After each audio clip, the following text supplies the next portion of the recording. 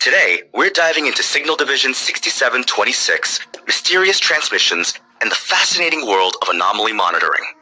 By the end of this episode, you'll understand how classified information moves through the airwaves, why certain signals catch attention, and what it means when something truly unexplainable appears. With me today is someone who spent years studying unusual transmissions and anomalies. What can you tell us about these mysterious signals?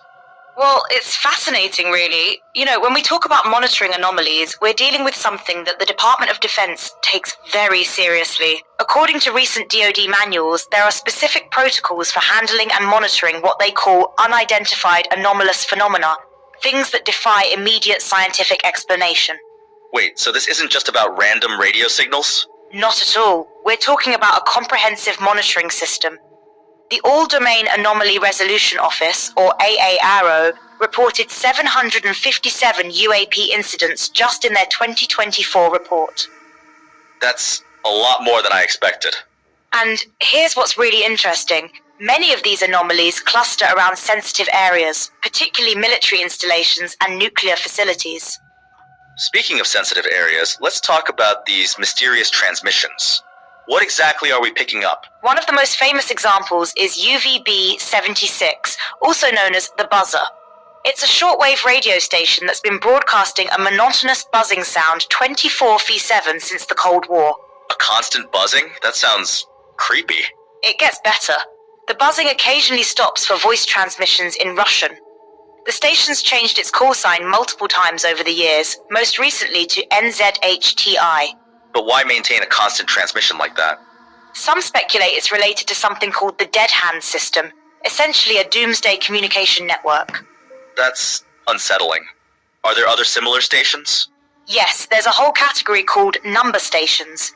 They broadcast strings of numbers or letters, often in monotone voices or computerized sounds. And what are these number stations used for? They're believed to be transmissions from intelligence agencies to field operatives.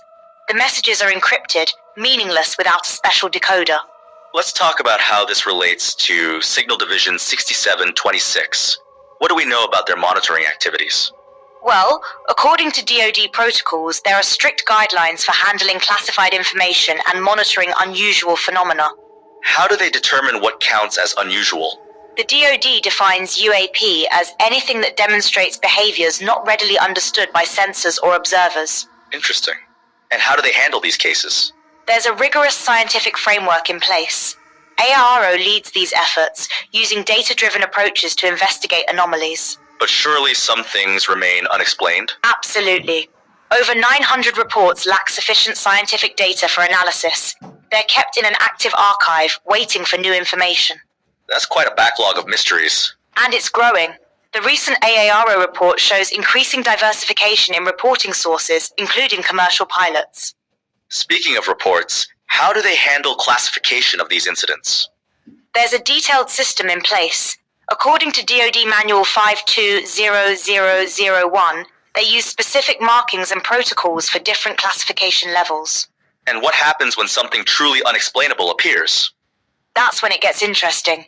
They have special procedures for handling what they call technological and intelligence surprises. Can you give us an example? Well, in the 2024 report, they specifically mention cases near nuclear infrastructure that couldn't be immediately explained. That sounds concerning. It is, which is why they've implemented standardized reporting requirements and improved data collection methods. Let's talk about the cycle they're monitoring. What do we know about that? The cycle appears to be related to patterns in anomalous detections, particularly in multiple domains, air, sea, and space. Multiple domains? That sounds complex. It is. They're looking at what they call transmedium objects, things that can move between different environments. How do they verify these reports? There's a multi-step verification process. They cross-reference sensor data, witness reports, and existing databases. And what about the fake sponsor lore? What can you tell us about that? This ties into the broader issue of disinformation.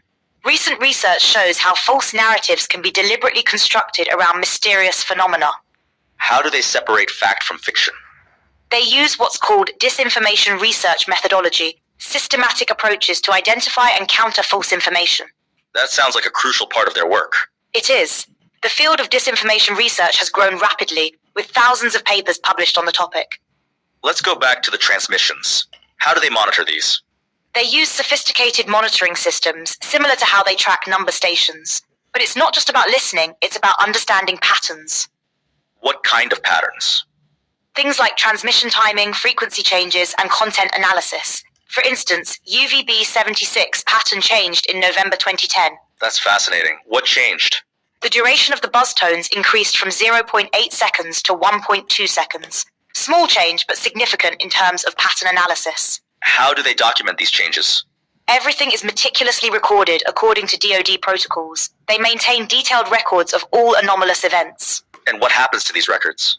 They're analyzed for patterns and stored securely. Some become part of the active archive I mentioned earlier. It's amazing how much work goes into monitoring these phenomena. And it's increasing. The 2024 report shows they're expanding their capabilities and interagency cooperation. What's driving this expansion? The growing number of unexplained incidents, particularly around sensitive facilities. They're taking no chances. So what's the takeaway from all this? The key thing to understand is that these aren't just random observations. There's a sophisticated system in place to monitor and analyze them. And yet so much remains unexplained. That's what makes this field so fascinating.